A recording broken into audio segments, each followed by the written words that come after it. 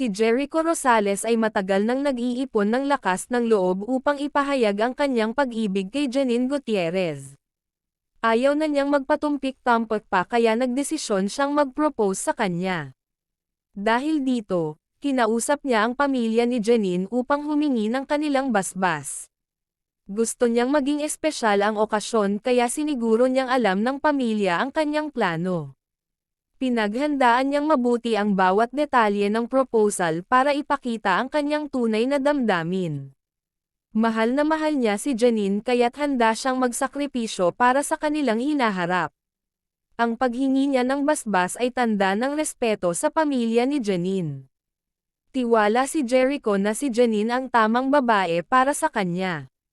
Nang sabihin niya sa pamilya ni Janine ang kanyang intensyon, napangiti sila at natuwa sa kanyang desisyon. Abot langit ang kasiyahan ni Jericho, at umaasa siyang papayag si Janine sa kanyang marriage proposal.